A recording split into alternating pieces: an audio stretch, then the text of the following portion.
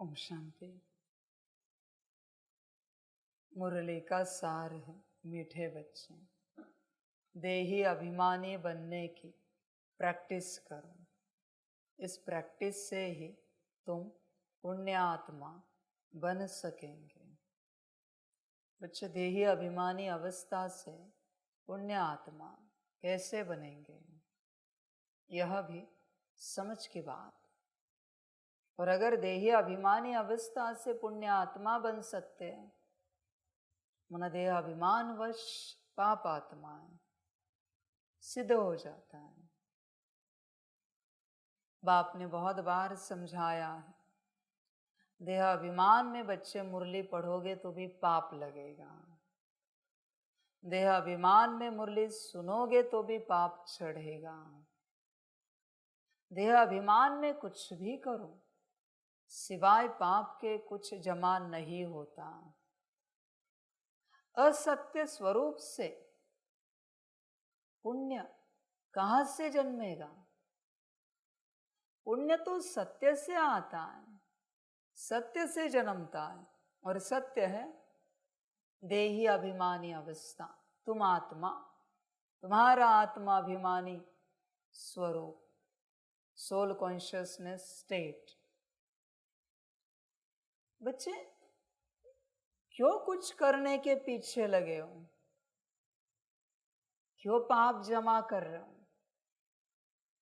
पाप जमा क्यों कर रहे हो बच्चे? तुम स्वयं विचार करो, पाप क्यों जमा कर रहे हो? समझदार शांत बैठेगा। मुरली की सेवा दी है व्यवस्था की, पर समझदार शांत बैठेगा। उसको पता है बॉडी कॉन्शियसनेस में कुर्सी भी लगाए फिर भी पाप चढ़ेगा, बॉडी कॉन्शियसनेस में लाइट्स भी ऑन किए फिर भी पाप चढ़ेगा। समझदार है, शांत बैठेगा। जैसे सोल कॉन्शियसनेस स्टेट अवस्था आ जाएगी, उसको दी हुई सेवा वो करेगा, फिर ही पुण्य जमा होगा। बच्चे, क्यों पाप जमा कर रहे हैं? समझ की बात है। देह अभिमान माना ही पाप। बच्चे, तुम्हें नहीं पता, देह अभिमान वश तुम जो भोजन करते हो ना, उससे तुम्हारा डीमन और मजबूत होता है। देह अभिमान वश जो दवाई खाते हो, पानी पीते हो, आराम करते हो, शरीर को आराम देते हो, उससे तुम्हारी आसुरी शक्ति और मजबूत होती है। वास्तविक रूप से तब तक नहीं सोना चाहिए जब तक आत्मा ना दिखे, बाप ना दिखे। कोई भी कर्म नहीं करना चाहिए तब तक जब तक आत्मा नहीं दिखती, आत्मा इमर्ज स्टेट में नहीं आती, बाप उसके साथ कंबाइंड में नहीं रहता, तब तक कुछ भी कर्म नहीं करना चाहिए। बच्चे, पुण्य तो आत्माभिमानी अवस्था से जमा होते हैं। और बच्चे, ध्यान में रखना, आत्माभिमानी अवस्था के लिए, पुण्य करने के लिए कोई कर्म करने की आवश्यकता नहीं है। आत्माभिमानी अवस्था ही स्वयं में पुण्य जमा करने की अवस्था है। अपने आप पुण्य जमा होते हैं, तू चाह या ना चाह फिर भी पुण्य जमा होंगे। अवस्था ही ऐसी है बच्चे। हो देख, तू स्वयं विचार कर, तुझे करना क्या है। तू बहुत दौड़ रहा है बच्चे, थकान नहीं आती तुझे इतना दौड़ने में? बहुत भाग रहा है, बहुत उछल रहा है। शांत हो जा, शांत होकर अपनी अवस्था में आ, उसकी प्रैक्टिस कर। घड़ी घड़ी हर बात में तेरे पास उतना ही समय है, उतने समय में तू आ पाया तो ठीक। जैसे कहते हैं, 100 में से 35 या 40 या 50 मार्क्स निकले तो पास हो जाते। सेम बच्चे, उस प्रपोर्शन से तू समझ जा, तेरे पास उतना ही समय है, उतने ही समय में तुझे उस अवस्था को पाना है।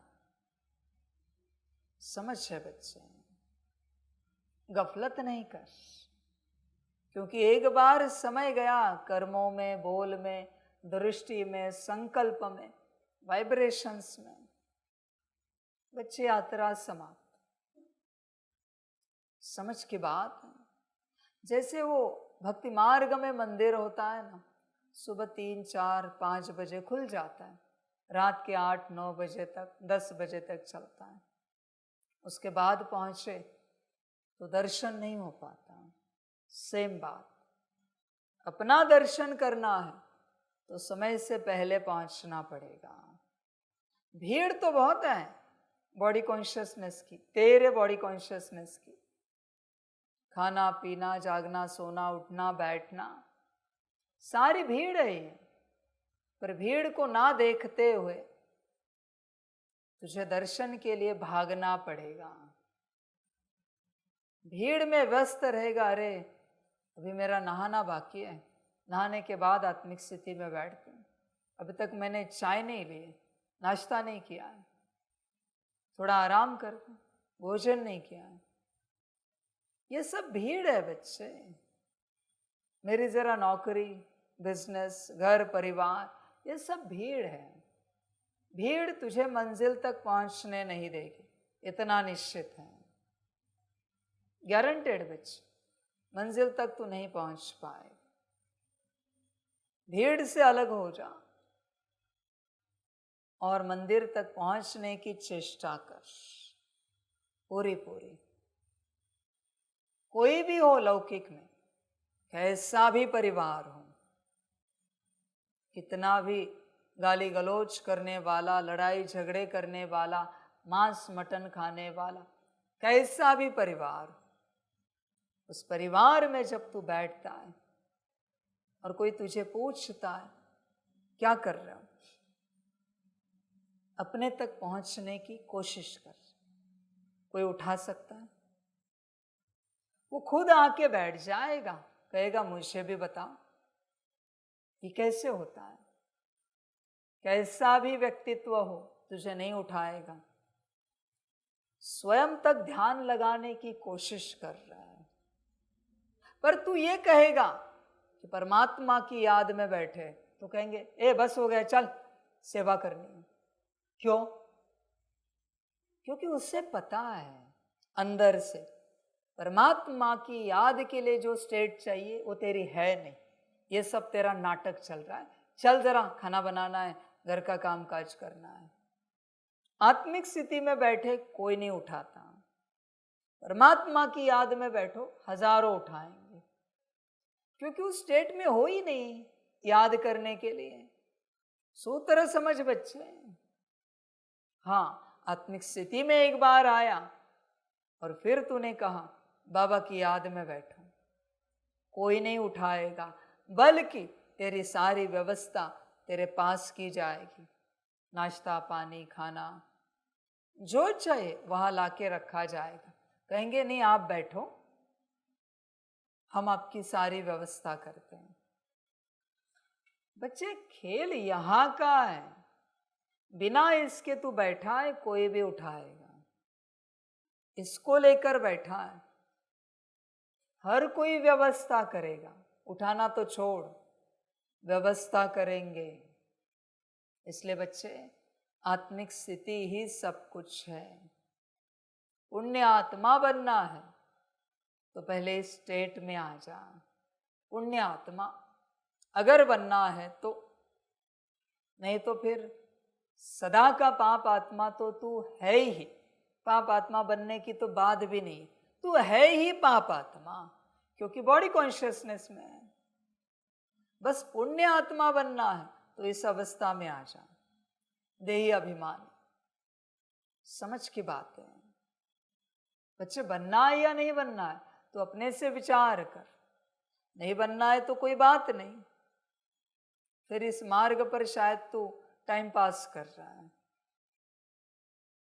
विचार कर तू कहाँ चल रहा है, तुझे करना क्या है। समझ की बात है सारी। पुण्य बच्चे आत्मा से शुरू होता है, पुण्य। और ऐसे पुण्य जमा करते मुक्ति और जीवन मुक्ति परमात्मा से मिलती है। पुण्य जमा करने के बाद बिना आत्मिक स्थिति के परमात्मा भी मुक्ति जीवन मुक्ति नहीं दे सकता, क्योंकि परमात्मा को भी मुक्ति जीवन मुक्ति आत्मा को देनी है। तो जिसको देनी है वो कहाँ है। इसलिए बच्चे पुण्य आत्मा बनना है, अपनी अवस्था में आ जा।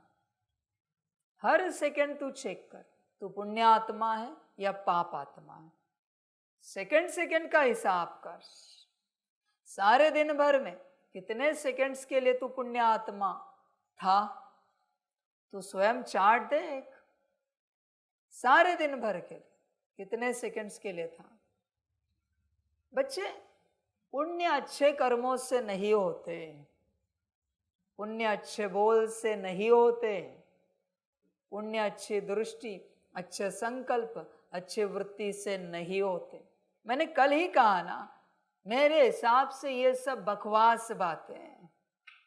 अच्छे कर्म बोल दृष्टि संकल्प वृत्ति बकवास बातें मेरे हिसाब से। बच्चे तुझे लगता है इन सब से होते हैं? नहीं, पुण्य दान धर्म से नहीं होते। पुण्य सिर्फ आत्मा से होते हैं। पुण्य करने का और कोई उपाय नहीं है। देख तेरे पास कितने पुण्य जमा है। एक है पुण्य जमा करना, मना सेकंड सेकंड आत्मिक स्थिति में रहना।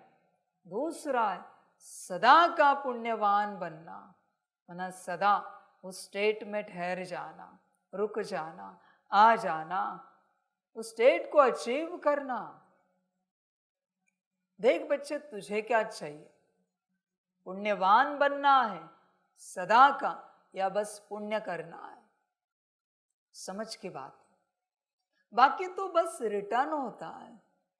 आप जिनके प्रति जो करोगे वो रिटर्न मिलेगा। दैट इज नॉट पुण्य बच्चे।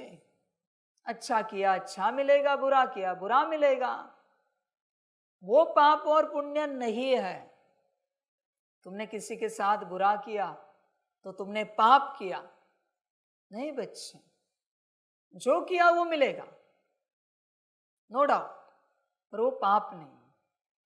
तुमने किसी के साथ अच्छा किया तो पुण्य किया, यहां भी जो किया वो मिलेगा। समझ रहे हैं?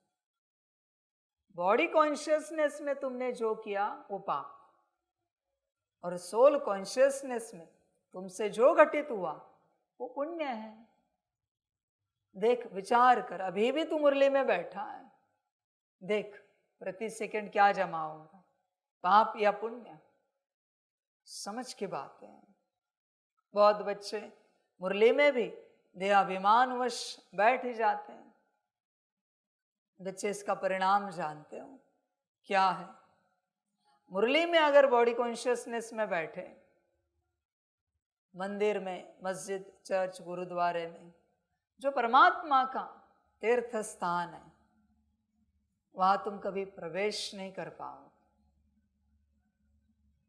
चैतन्य में जब परमात्मा आया है और तुम बॉडी कॉन्शियसनेस में बैठे हो, देह अभिमान वश होकर, तुम्हें परमात्मा के तीर्थ स्थान में तीर्थ क्षेत्र में प्रवेश नहीं मिलेगा।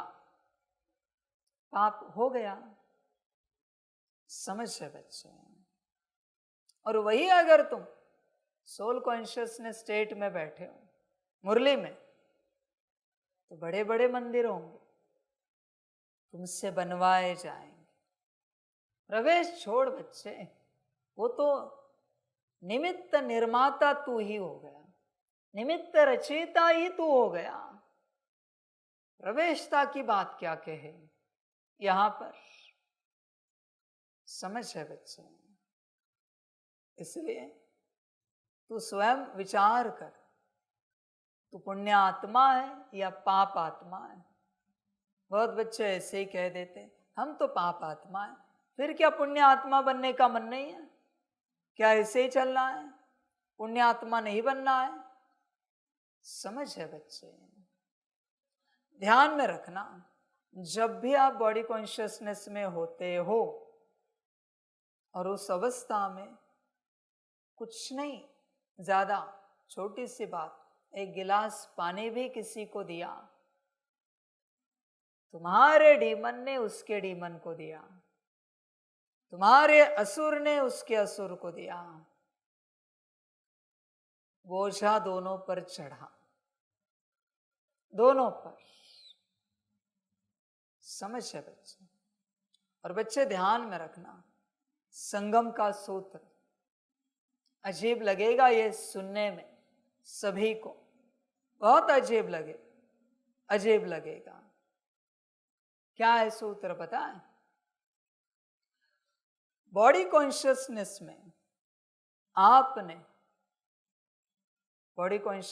में आपने किसी को चाय कॉफी देने की भी सेवा की, ठीक है?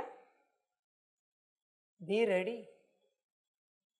To get poison from them in one birth.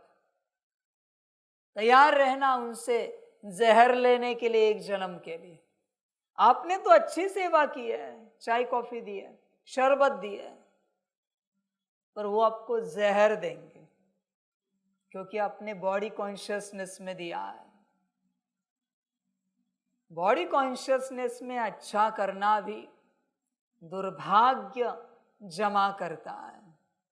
इसलिए बाप कहता है, जब तक ये स्थिति नहीं है, शांत बैठो, खामखा अपनी दुर्भागी रचना मत करो, अभागी रचना मत करो, बैड लक वाली रचना मत करो,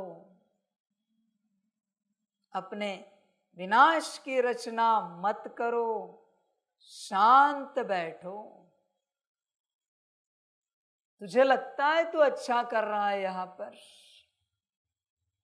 बच्चे विचित्र है कारोबार, तुझे खबर नहीं है ये सब क्या है, तुझे सब नॉर्मल लगता है। बॉडी कॉन्शियसनेस में सुबह उठते हो ना आप, तब बॉडी कॉन्शियसनेस में सामने वाले को शिव प्रभात भी किया, गाली खाने के लिए तैयार रहना किसी जन्म में। ये नहीं समझना शिव प्रभात किया है इतना अच्छा तो फूल मिलेंगे, तारीफ मिलेगी। नहीं बच्चे, कौन सी स्टेट में किया है, दैट इज मोस्ट इंपॉर्टेंट, वही सबसे मुख्य है। किसी जन्म में बेहद गाली खाने के लिए तैयार रहना। शिवरात्रि भी किया है बॉडी कॉन्शियसनेस में, गाली खाने के लिए तैयार रहना। तुम्हारी रात खराब करेगा वो सामने वाला व्यक्ति,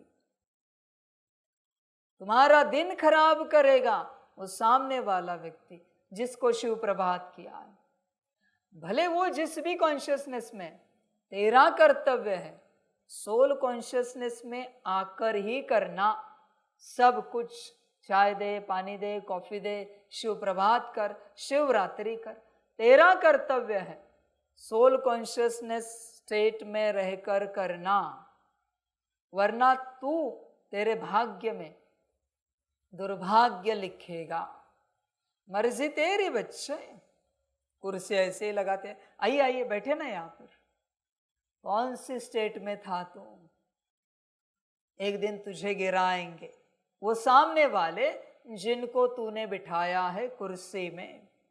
अभी यहाँ बस ये एंड है बच्चे कल्प का, इसलिए यहां तुझे समझ में नहीं आएगा कुछ भी, पर जब परिणाम तेरे भाग्य में आएगा और जिस दिन तू भोगेगा, जरूर तू ऊपर देखेगा और कहेगा, हे भगवान, या अल्लाह, हे गॉड, मेरी क्या गलती हुई,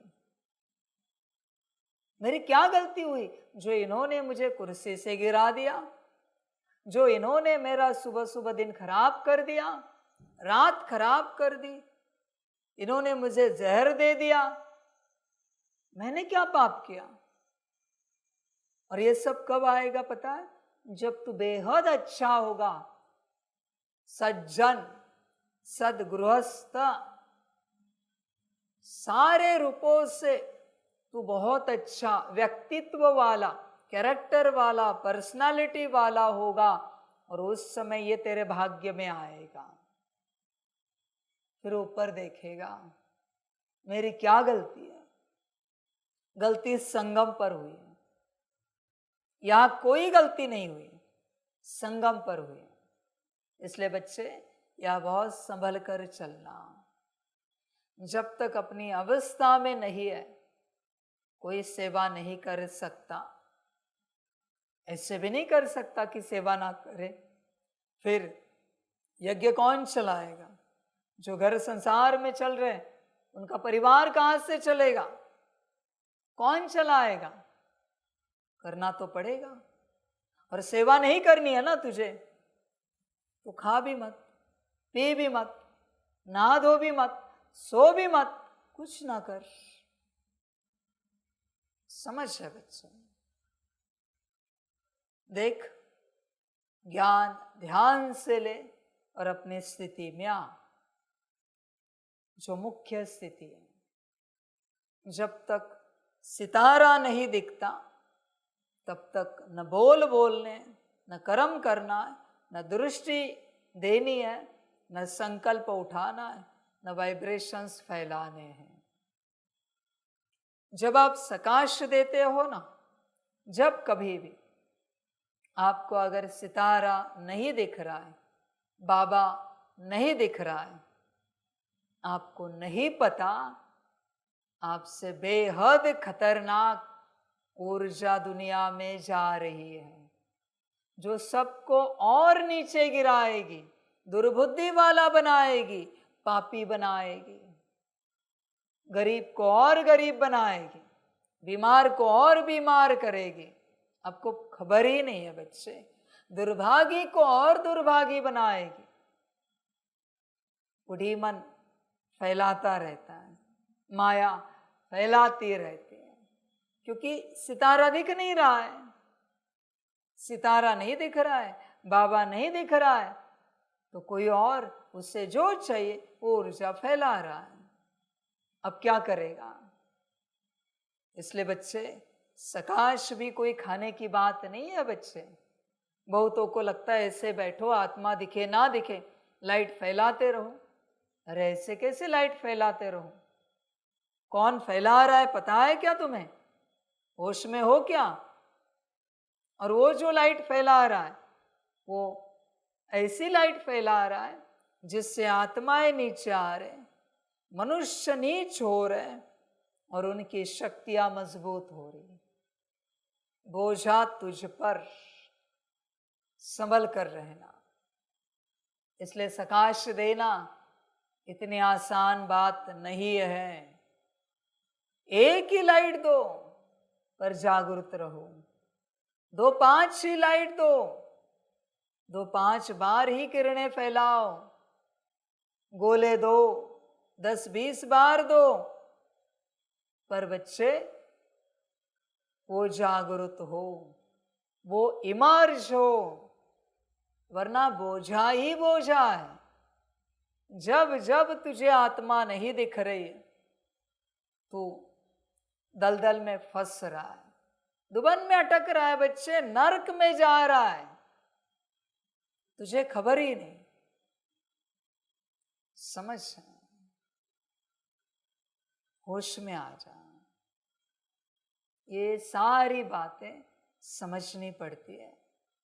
जब तक समझोगे नहीं, पता नहीं चलेगा रियलिटी क्या है।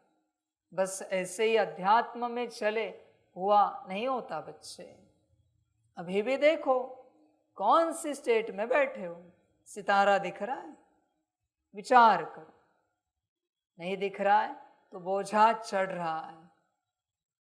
बिना सितारे के मेरी सभा में भी नहीं बैठ सकते तुम। मेरी सभा में वही बैठ सकता है जिसको अपना सितारा दिख रहा है, जो स्वयं को देख पा रहा है। वरना बच्चे विराट बोझा कल्पना भी नहीं कर सकते। समझ की बात है सारी।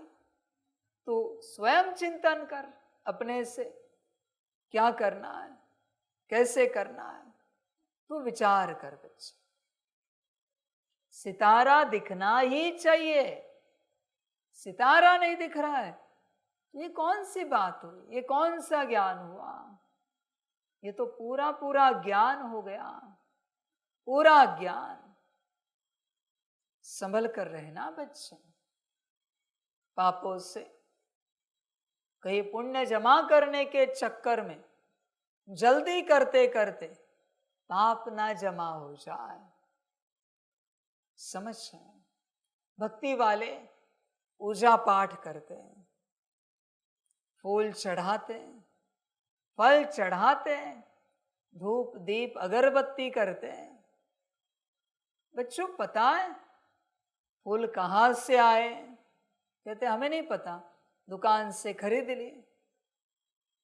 दुकान वाले को पूछो, हमें नहीं पता। वो कहता है हमने पिछले दुकान से लाए। उसको पूछो, वो कहता है हमने मार्केट से लाए। मार्केट में कहाँ से आए, कैसे आए, शुद्ध थे या नहीं थे? बोझा चढ़ेगा। बहुत संभलना पड़ता है बच्चे, बहुत ज्यादा। मानस पूजा क्यों निकली है? कारण एक ही है, क्योंकि सब अशुद्ध हो चुका है, इसलिए मानस पूजा निकली है। भगवान को कुछ नहीं लगता, बस मन का भाव दिया, सब पहुंच गया। मन से फूल दिया, स्वीकार करेगा। पर अगर गलत फूल आया, अशुद्ध फूल आया, स्वीकार तो होगा नहीं, पर पाप चढ़ेगा। संभल कर रहना बच्चे इन सारी बातों में। तुम्हें पता ही नहीं, ऐसा ही चल रहा है सब कुछ। पुण्य जमा करने के चक्कर में बस पाप जमा हो रहे हैं, सिर्फ पाप पाप पाप। तुम्हें पता ही नहीं है। इसलिए बाप कहता है मेरे पास आओ, चुप रहो, शांत रहो। जब तक कोई श्रीमत ना मिले अपना पुरुषार्थ करते रहो, पुण्य के पीछे भागो मत। यही वो बात है। जल्दी जल्दी में तुमने दूध चढ़ाया, जल चढ़ाया, अभिषेक किया, स्वीकार होगा। भोग लगाया, माला चढ़ाई, स्वीकार होगी। ये सारी बातें नहीं होंगी, बल्कि पाप चढ़ेगा। समझ?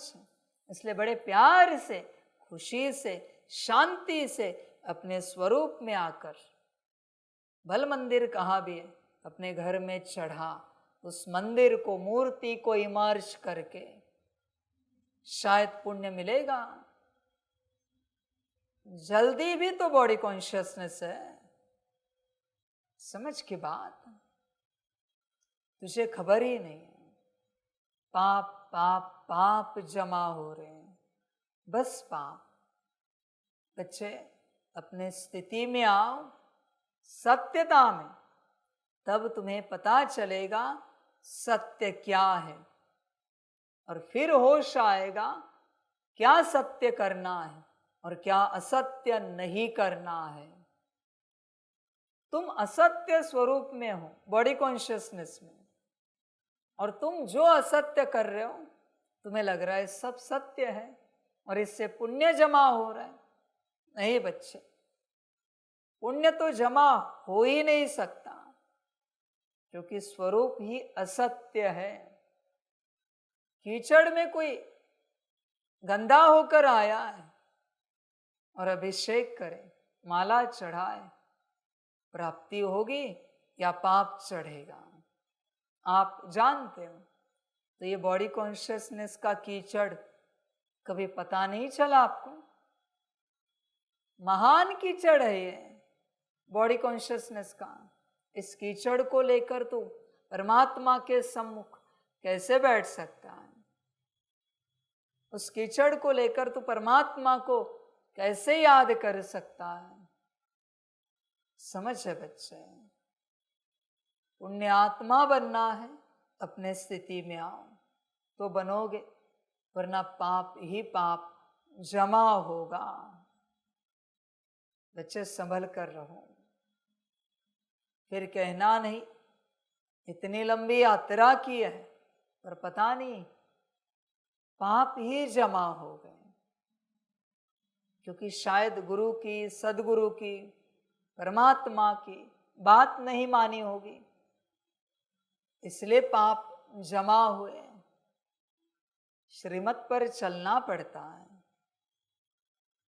श्रीमत पर कौन नहीं चल पाता? कड़ा देही अभिमान, बॉडी कॉन्शियसनेस वाला नहीं चल पाता। कड़ा, बहुत कड़ा है उसका बॉडी कॉन्शियसनेस। 84 गुणा है, 84 जन्मों का।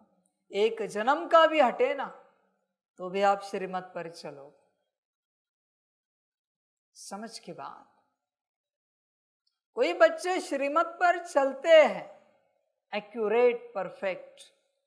कोई बच्चे श्रीमत सुनते हैं, चलते भी है, पर चलने से पहले सुनते वक्त कुछ न कुछ मन में जरूर आती है।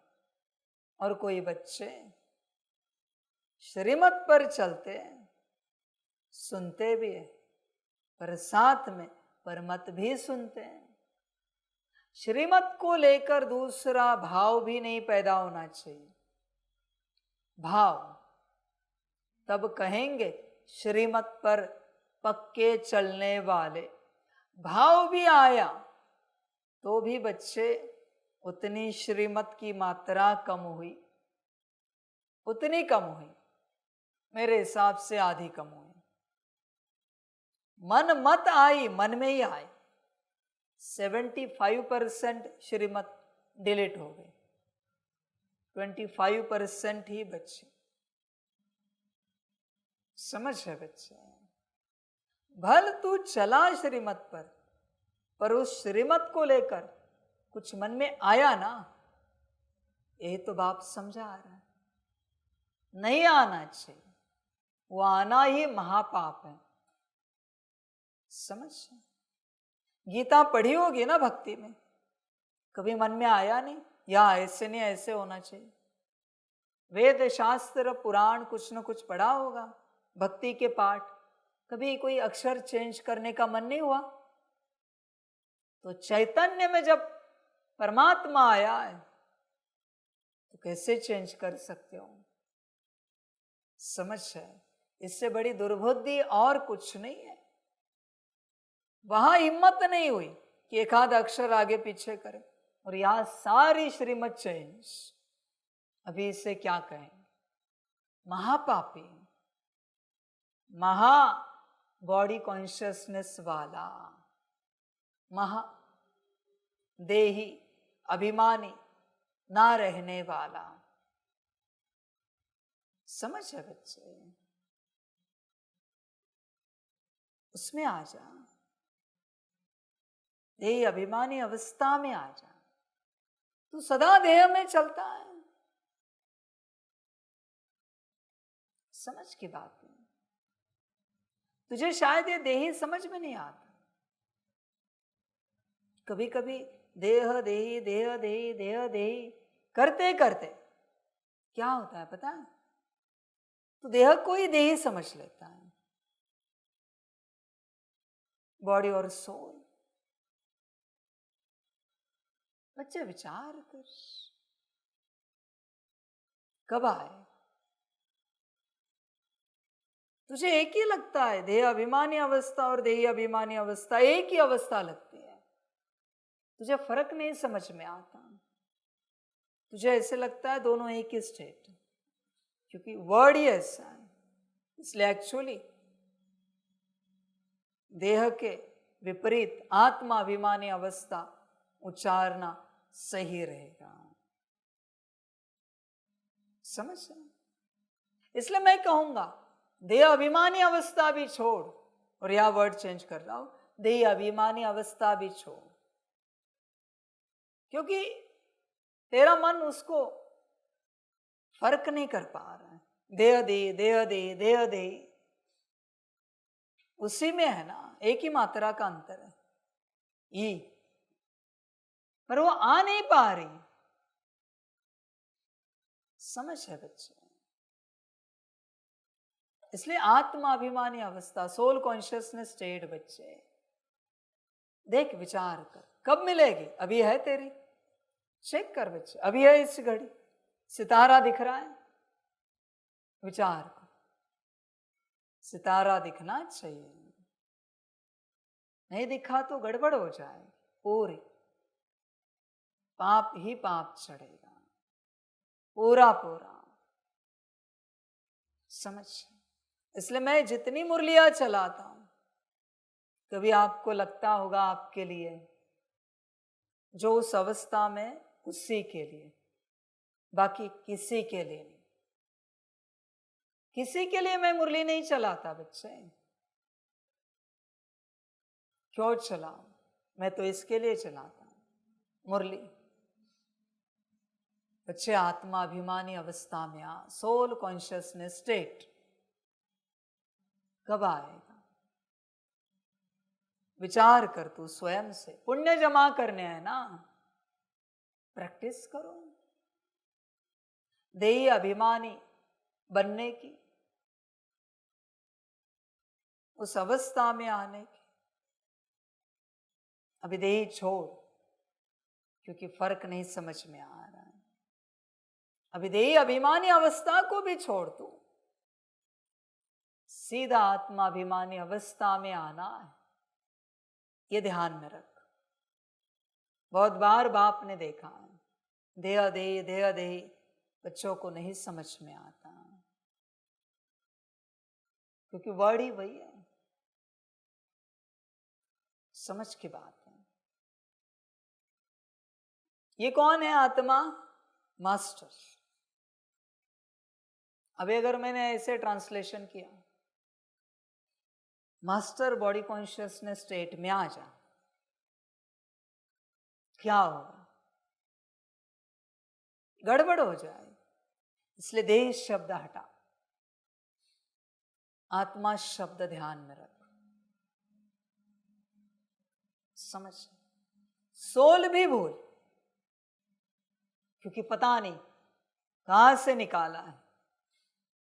जिन्होंने सोल शब्द बनाया SOUL, उसका एक्चुअल मीनिंग क्या है वही जाने।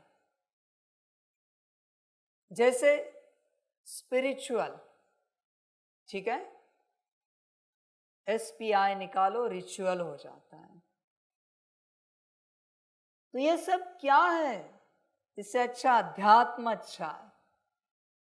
अंग्रेजी वर्ड सिर्फ प्रोग्रामिंग है, सिर्फ प्रोग्रामिंग। अभी कोई ऑप्शन नहीं, इसलिए दुनिया को कहना पड़ता है स्पिरिचुअलिटी, स्पिरिचुअल पर्सन। ऑप्शन नहीं है ना। समझ है बच्चे? उसमें सारे रिचुअल आ जाते हैं। SPI का अर्थ तुझे नहीं पता है, स्पिरिचुअल। वो SPI कौन से रिचुअल के लिए जोड़ा हुआ है ये तुझे नहीं पता है। इसलिए बाप की जो भाषा है हिंदी, उसी में चल। हाँ, थोड़े बहुत वर्ड्स ठीक है, चलो, जो कम्युनिकेशन के। बच्चे देख, अपनी अवस्था में आ, आत्म अभिमानी अवस्था। अभी अभिमान भी निकाल देंगे, वो भी नेगेटिव वर्ड है, क्योंकि मन बुद्धि संस्कार को समझ में नहीं आ रहा है। इसलिए बेहतर है आत्मिक स्थिति। एक एक शब्द ध्यान में रखो, आत्मिक स्थिति में रहना है, बात समाप्त हो। क्योंकि अभिमान भी केवल है, 2500 वर्षों से अभिमान अभिमान अभिमान, मन ने तो निगेटिव उठाया, बुद्धि ने निगेटिव उठाया, संस्कार ने निगेटिव उठाया, सारी स्थूल और सूक्ष्म कर्मेंद्रियों ने निगेटिव उठाया। क्या गारंटी है कि वो पॉजिटिव उठा पाएंगे? क्या गारंटी है? एक बार इस स्टेट में आए ना, फिर इतना भी कहाँ बॉडी कॉन्शियसनेस में आ जाओ, फिर भी यही दिखेगा, क्योंकि यही बॉडी है, सितारा, यही मेरा शरीर है संपूर्ण, यही अंदर वाली सूक्ष्म कर्मेंद्रिया है, मन बुद्धि संस्कार। बॉडी कॉन्शियसनेस बोला फिर भी यही दिखेगा, एक बार उस स्टेट में आए तो। समझ है बच्चे? अभिमान भी कहां, फिर भी यही आएगा स्टेट। इसलिए बच्चे देख, स्वयं विचार कर, तुम शब्दों का प्रयोग करते समय संभल कर करना, उसी में सारा जाल है, उसी से सारा मैट्रिक्स बनता है। तू जो मन में शब्द उच्चारण करता है उससे अंदर मैट्रिक्स क्रिएट होता है, और जो मुख से शब्द उच्चारण करता है उससे तेरे लिए बाहर मैट्रिक्स क्रिएट होता है। देख बच्चे, इसलिए कभी कभी कोई कोई बच्चे अंदर ही फंसते हुए दिखते हैं, वो चुप रहेंगे, शांत रहेंगे, किसी से कोई बात नहीं करेंगे, अपने में चलेंगे, उन्हें लगेगा अपनी अवस्था में चल रहे हैं, नहीं, वो अंदर के जाल में फंसे हैं। और कोई कोई बच्चे बाहर कर्मों में आकर गलतियां करते करते करते उसमें फंसते रहते हैं, सेवा में। अब ये क्या हुआ? बाहर से फंसे हुए हैं। तू कहां फंसा हुआ ये देख, अगर तू चुप है तो अंदर फंसा हुआ है, अकेले में चुप है, खुद के साथ चुप है तो तू अंदर फंसा हुआ है, और तू सबके साथ चुप है तो बाहर फंसा हुआ है, और दोनों में चुप है तो दोनों में फंसा हुआ है तुम, दोनों मैट्रिक्स में। देख, विचार कर। कोई कोई बच्चे कहते हैं हम कोई बात ही नहीं करते, हम चुप ही रहते हैं। क्यों भाई, बात क्यों नहीं करते, चुप क्यों रह रहे हो? क्योंकि बाहर की मैट्रिक्स में फंसे हुए हैं, वो कुछ भी अच्छा बोले मैट्रिक्स उल्टा हो जाता है, और अंदर चुप रहते हैं, बाहर बात नहीं कर रहे हैं, अंदर चुप रहे, फिर अंदर और फंसते जाते हैं, उन्हें पता ही नहीं चलता। इसलिए यह जो आत्मिक स्थिति है यह चुप रहने से नहीं होगी, ये खुशी में रहने से होगी, हंसते खेलते होगी, मौज करते होगी, आनंद में रहते होगी, चुप रहने से नहीं होगी।